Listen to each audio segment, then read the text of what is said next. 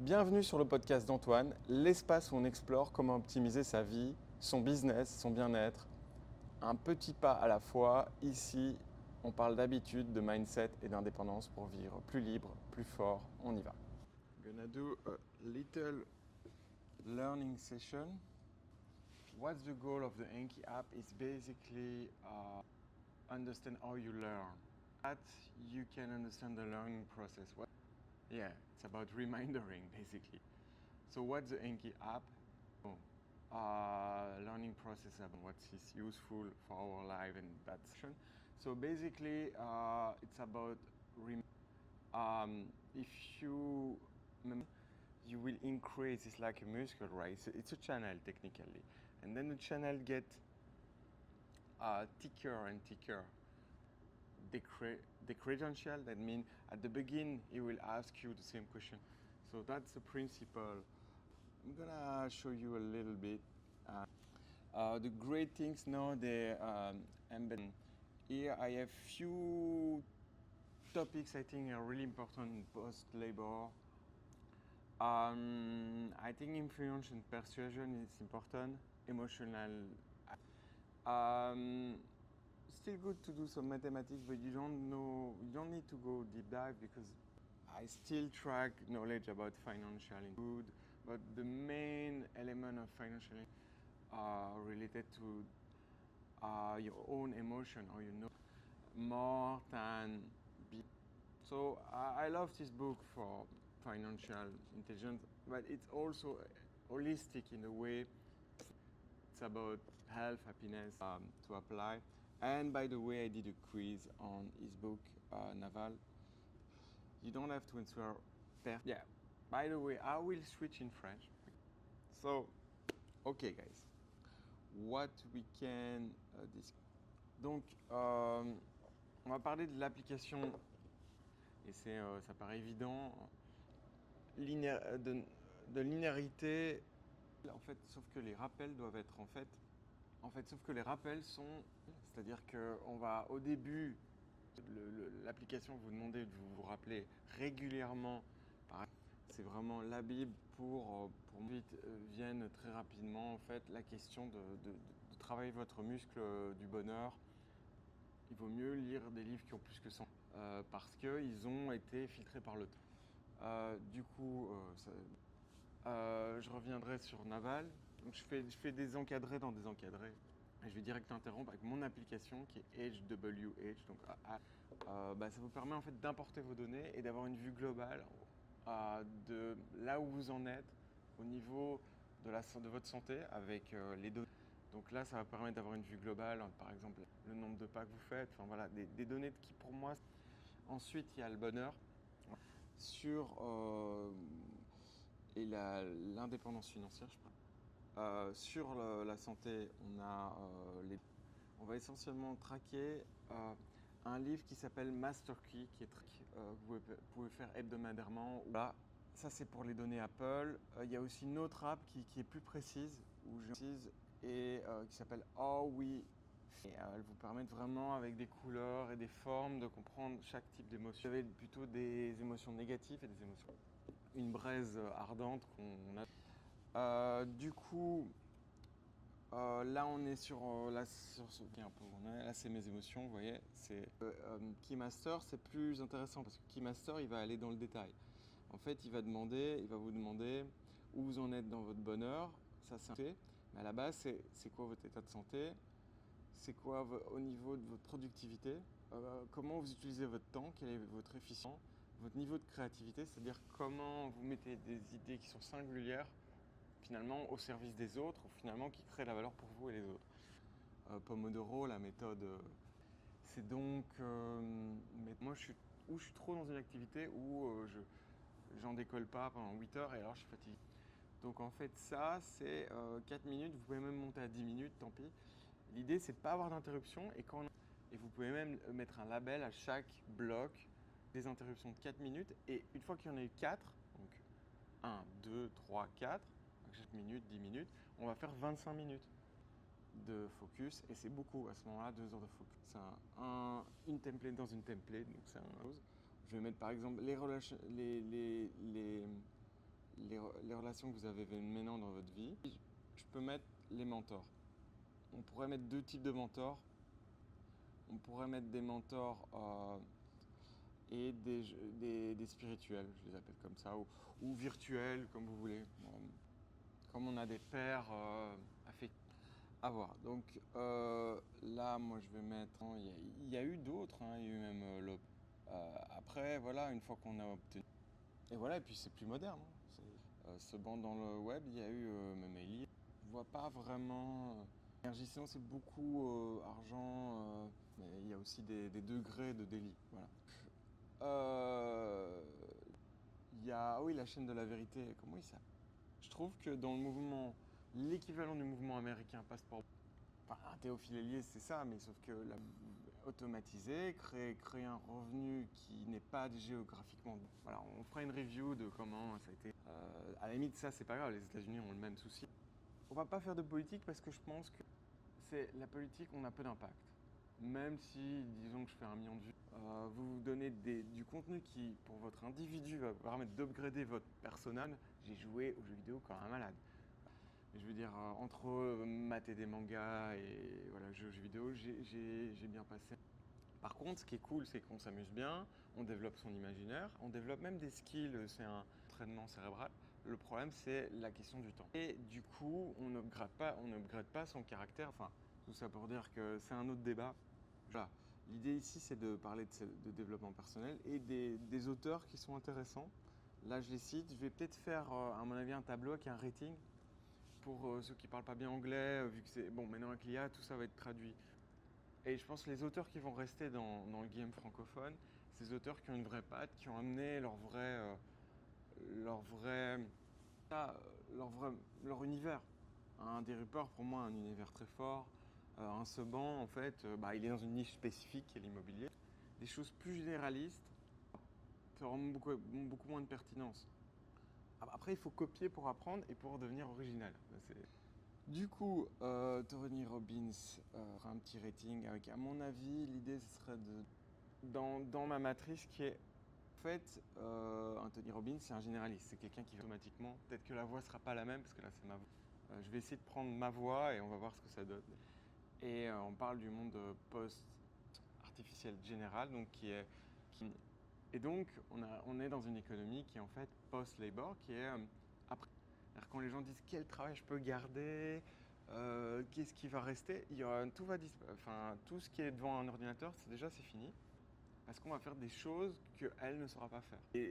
Et ceux qui auront envie de rien faire, ils resteront sur la plage et ils auront un revenu universel, mais pas justement 1 000 euros. Parce que tout le monde aura l'équivalent de 10 000 euros par mois. Je suis optimiste à long terme et pessimiste à court terme. À court terme, il y a des dangers pour les libertés, à l'inverse d'une dystopie. Voilà, c'est ce qui nous attendait si on allait vers un scénario. Vous voyez ce que je veux dire? Enfin bon, on va pas prononcer les mots qui vont striker, mais on allait vers un monde avec beaucoup plus de sens. Un gouvernement, il pense d'abord à sa gueule. En fait, s'il peut vous donner la liberté et le bonheur et que ça lui permet en même temps de grossir. Par contre, s'il peut pas et qu'il doit grossir au détriment de votre liberté, donc il faut trouver un système où tout le monde est gagnant. En fait, le gouvernement va falloir aller vers des gouvernements avec des techniques, justement des systèmes trustless, où l'humain, la question de. Donc on arrive à éliminer tout ce qui est négatif chez l'humain. S'il y a un truc qui merde, c'est comme dans le Faucon Millenium, je veux dire, Nova. C'est-à-dire que là, on est en train de se régler pour aller à la vitesse de la lumière. Vous voyez Donc si on fait une erreur de calcul maintenant, ça peut très mal se passer parce que l'IA n'a pas d'empathie, par exemple. Donc, si elle décide que pour X ou Y raison, l'humain n'est pas désirable ici et qu'elle saura se coordonner, puisqu'à priori on aura des IA plutôt décentralisées, on pourrait imaginer qu'elle se considère. Donc ce qu'il faudra, c'est un monde de coopération, un monde où il y a plein de constellations, il y a plein de. À l'inverse de l'Empire qui est centralisé. Est-ce qu'on sera toujours des êtres humains comme maintenant? Ça, c'est toutes des questions. L'humain, mais est-ce que finalement, moi, est-ce que je suis un homme de Cro-Magnon, même si j'ai les mêmes gènes? Je suis plus déjà une sorte d'autre être humain. D'être 8 heures devant un écran tous les jours, enfin, il y a beaucoup de capacité de me raser de plus près avec un rasoir. Par exemple, et d'ailleurs, ce divorce doit se faire en bon terme. Parce qu'il faut comprendre d'où on vient, sinon on va s'abîmer. En fait, c'est en gros comprendre d'où vous venez. Et comprendre ô combien votre mode de vie actuel. C'est des choses que je vais aborder. Mais aujourd'hui, je voulais faire 2 vidéos. J'ai prévu plusieurs points. Alors, moi, ce que j'ai mis, c'est donc l'allocation de vos classes d'actifs. Donc, une fois que vous épargnez, vous mettez dans quoi pour investir? Puisque c'est ça, on veut créer des revenus passifs. Dream Lifestyle, ok. Combien vous avez besoin de capital pour automatique? Pourquoi? Quoi que vous fassiez, vous décidiez de travailler ou pas, ça veut dire qu'il faut gérer le risque. Donc, peut-être vous avez encore besoin d'être actif, donc d'accumuler du capital. Et parce que c'est une habitude, parce qu'on est dans le groupe. Donc ça nous donne du plaisir. On prend une plus belle nana, on prend. Si on avait envie d'une autre vie, comme partir ou juste rien faire, je veux dire, c'est possible. Alors souvent ils ont des familles. Alors là c'est différent. Il faut voir. Il y a plus un besoin, mais si vous avez 2 enfants. Du coup, voilà, on parlera aussi de la difficulté. Donc j'ai fait un petit aparté. L'allocation des classes d'actifs, le track record de votre taux d'endettement. Je pense que c'est important pour ceux qui font de l'immobilier, qui utilisent le levier, de comprendre combien ils ont au total je pense que c'est important pour simplement comparer le montant de votre patrimoine avec le montant de l'endettement. Bon. Si vous avez 100 millions de dollars, si vous avez une start-up, ça peut être dangereux. Mais bon, c'est souvent les actionnaires qui vous empruntez. Enfin, c'est pas un emprunt en fait. Vous ayez 100 millions d'immobilier, vous voyez ce que je veux dire? Donc en fait, vos coûts incompressibles de vie, même si vous avez un lifestyle un peu délirant à 1 million de dollars par an, vous voyez, 50 millions, si vous faites un 50e par an, là vous pouvez monter à 50%, vous voyez ce que je veux dire? Par contre, si vous avez 100 000 euros et que vous êtes à 50%, vous n'avez que 50 000 euros. S'il y a un truc qui merde sur votre propriété, vous risquez de perdre les 50 000. Donc au début, c'est pas aussi ça, mais c'est un chiffre à garder en tête, le taux d'endettement. Moi, j'essaye là avec le marché des cryptos, je vais racheter de la dette. En même temps, ce que m'a permis la dette, l'endettement, ça a été de shorter l'euro sur le marché crypto. Et donc, c'est là.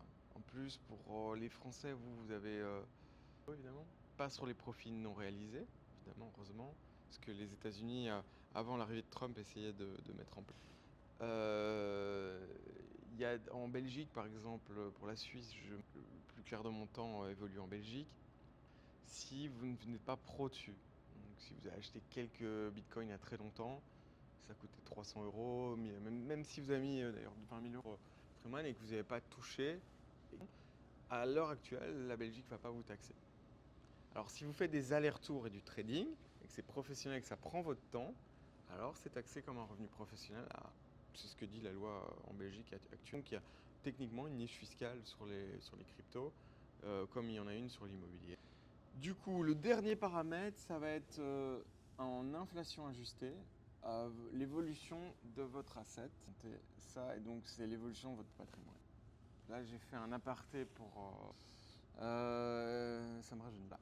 Du coup, les reviews. Alors c'est en anglais. Pour ceux qui veulent en français, je peux faire les cartes en français. Mais donc là, on fait le bouquin de Naval Ravikant. C'est comment il définit la sagesse. La Bible va vous amener à une vie agréable, créer des hommes forts à nouveau. Voilà. Comment il voit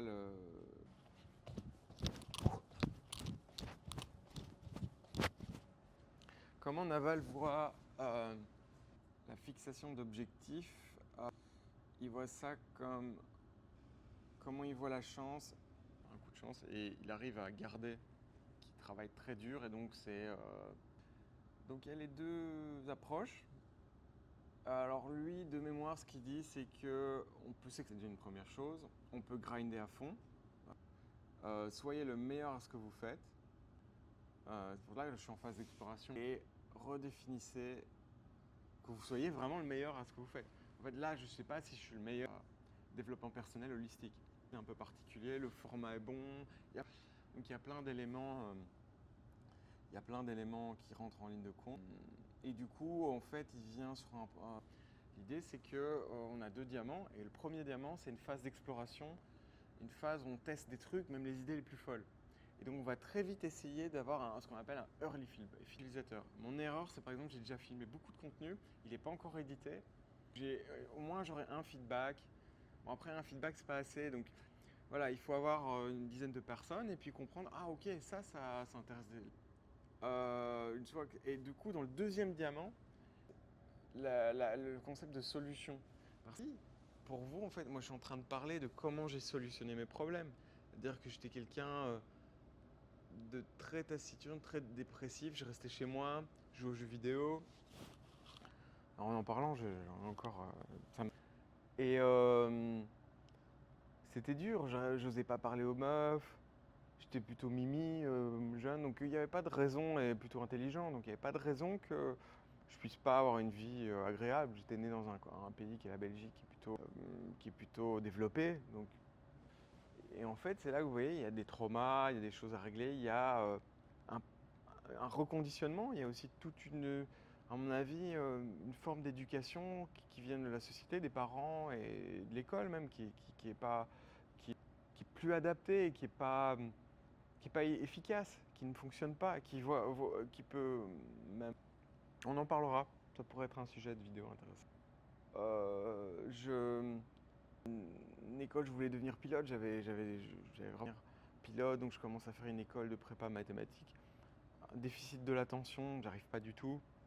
Du coup, je me rabats sur une école artistique en me disant, oh, au moins il y aura des meufs. Je vais un peu me la couler douce et puis voilà, je développerai un peu ma créativité. J'ai pas fait grand chose. Et puis en fait, à un moment, au bout de 2-3 ans, je comprenais, ok, bon, ça va pas, j'accroche pas. C'est un milieu de gauche dans lequel j'ai aussi évolué avec par mes parents, mon père, qui était hippie quasiment, voilà, prof d'art, ma mère prof d'art. Même s'il est suisse-allemand, donc un hippie suisse-allemand complet, il a un côté encore un peu réac, ce qui est bien. Parce que du coup, ça en fait une personne avec les deux polarités. Parce que je pense que le clivage gauche-droite est vraiment délétère. Et cette dichotomie, le clivage gauche-droite dichotomique, et le fait que en fait, la gauche a des idées qui sont intéressantes, comme la question de la générosité, de l'empathie, même artistiquement, la gauche produit des œuvres artistiques qui ça crée pas quelque chose. Et la gauche aussi a le monopole de l'optimisme. C'est encore un point à développer. C'est-à-dire qu'à long terme, dans le capitalisme, c'est les optimistes qui gagnent. Pourquoi les mecs de la Silicon Valley sont tous de gauche? Bah, parce qu'ils sont optimistes, mais parce que vous voyez, le truc se mord la queue. Alors on peut être de droite et optimiste, heureusement. Et ils ont une vision, et ils ont certains, en fait, il est plutôt progressiste dans ses mœurs, on va dire, c'est le moins qu'on puisse dire. Elon Musk, dans sa vision, où il dit, je pense pas qu'on aura un revenu universel de base, qu'on aura ça, on aura tous 10 fois la CAF et le RSA. Qui est là, vous devez travailler pour mériter, on s'en fout. Si on arrive à créer la valeur, qu'on a des choses qui permettent de gérer la matière et en même temps de respecter l'environnement et la nature, parce que les choses vont de pair. Quand on est des gens malheureux, en manque de ressources, ils détruisent la nature, parce qu'ils doivent d'abord penser à leur gueule. Donc ça, c'est quand même quelque chose qui naît beaucoup par la gauche, et c'est dommage que la droite n'a pas... voilà. Par contre, la droite, elle est dans les technos, elle est dans le capitalisme, elle est beaucoup plus efficace, elle est dans le travail, parce que bien entendu, on a l'IA, on a un levier. Si vous bougez le petit pouce, l'IA peut en fait construire un building. Mais il faut quand même lever le petit pouce, un petit peu, des décisions, des choses. La quatrième grande révolution industrielle. Euh, voilà, je me suis un peu perdu sur la droite et la gauche, mais je voulais quand même faire un aparté. Ça sera encore quelque chose à monter. Euh, voilà, donc design thinking. Et donc, quand on parlait de design thinking, c'est quel est votre problème? Dans mon cas, mon problème, c'était un problème de démotivation, de dépression, de manque d'objectifs, de manque de vision, et en même temps d'une vision totale. C'est-à-dire que j'étais quelqu'un qui avait un imaginaire débordant, d'engrenage, de mécanisme d'engrenage avec la réalité. Et le développement personnel m'a permis de mettre mon imaginaire, ma créativité, quand je dis ça, c'est à mon service, donc en améliorant mon personnage. Et du coup, en améliorant mon personnage, j'ai besoin de gagner de l'argent. Donc j'ai besoin, pour gagner de l'argent dans un monde, si vous voulez pas faire des braquages de banque, vous devez créer de la valeur. Là, je suis à l'étape produit, justement. qui crée de la valeur pour les autres. Et à ce moment, si vous créez beaucoup de valeur pour les autres et beaucoup d'autres, bah, vous avez d'autant plus d'argent. C'est pour ça qu'Apple est la première compagnie, c'est qu'ils ont réglé un problème très complexe pour énormément de monde.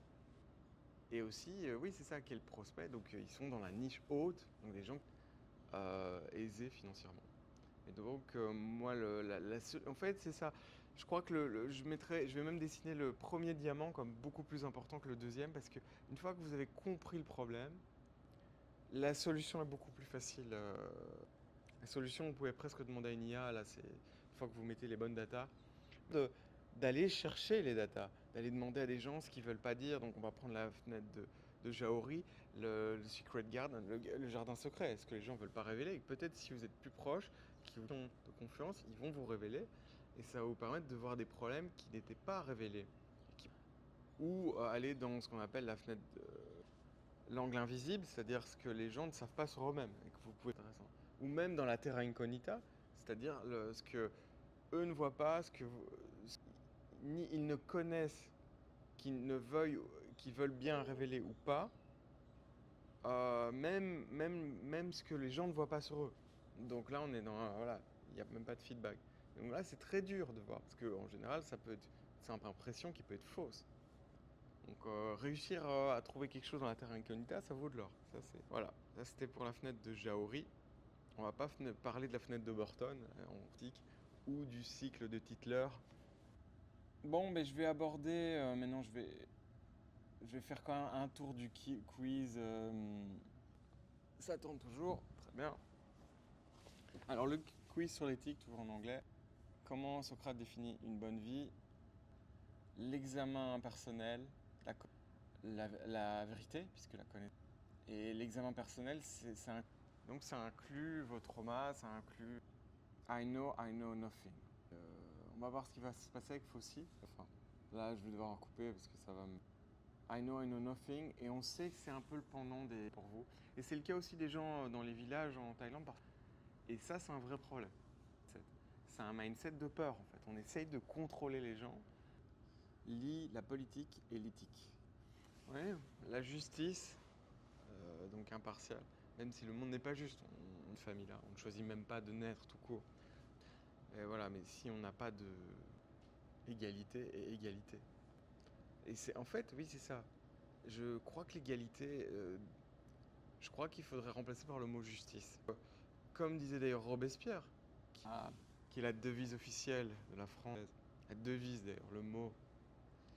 Et un élément pour moi, comme disait Robespierre, peut être interprété en fait, selon la loi. Et à partir du moment où il est interprétable, la porte ouverte à l'arbitraire. S'il n'y a pas d'égalité, ceux qui sont au-dessus des gens qui sont en dessous, sur X ou Y critères, bah, doivent être punis. On pourrait imaginer que plus de puissance musculaire que la femme, bah, du coup, il faut tuer tous les hommes. Et donc, on arrive à l'égalité, ou alors tous les hommes qui ont une puissance musculaire, ou même les femmes inclus, hein, puisqu'on va être parfaitement juste. Et du coup, une majorité d'hommes, voilà. On va faire une étude, on va montrer que les hommes ont une acceptation du risque plus fort que les femmes. Et c'est pour ça qu'ils peuvent gagner plus d'argent dans un monde capitaliste.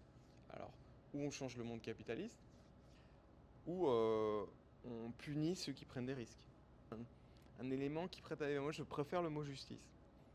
Elle est à développer, mais elle est en nous d'un point de vue biologique. Quand on prend deux enfants, qu'on fait quelque chose d'injuste avec deux enfants, les enfants le voient, ils sentent ils commencent à découvrir le monde des adultes, le monde du mensonge, de l'injustice. Une société peut être très bien égalitaire, parce que si vous voulez ramener l'égalité, il y aura des gens qui travaillent plus. Il y a un vrai débat, mais en tout cas, je crois au beau, au juste et au vrai. On peut le développer, on peut le perdre. On a en nous aussi le lait, l'injuste et le evil, hein, le lait. Alors est-ce que c'est l'environnement? Est-ce que... On ne sait pas, mais en tout cas, on est câblé pour savoir la différence. L'enfant sait quand il ment et voilà. C'est intéressant d'analyser le petit... Et c'est en nous quoi. Donc, alors, est-ce qu'on a dû mentir pour survivre? On a dû en créer. Pour autant, on a également dû dire la vérité pour survivre. Le mensonge implique une charge cérébrale plus importante.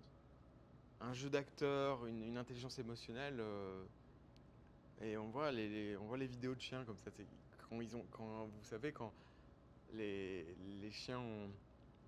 Il y en a un qui a fait une bêtise dans un groupe de chiens. Il se dénonce pas, mais celui qui a fait une bêtise part en général. Les animaux ont du mal à mentir, ils savent pas vraiment quoi. C'est intéressant, on pourrait les comparer à des enfants. Donc, Épicure, avocat. Oui, comment. Maintenant, on va vite aller sur. Même si je change de ligne. Parce que vous avez l'impression que vous avez une dette. Donc, vous allez revenir dans le magasin. Il y a l'autorité, si. Il y a la preuve sociale. Le scarcity et liking, bien ça. Et scarcity, c'est par exemple. On va vous dire, bah ouais, mais la promo, bien, vous pouvez avoir la promo, mais en fait, c'est. Merci d'avoir écouté cet épisode. Si ça vous a inspiré, appliquez une petite action dès aujourd'hui et partagez vos retours.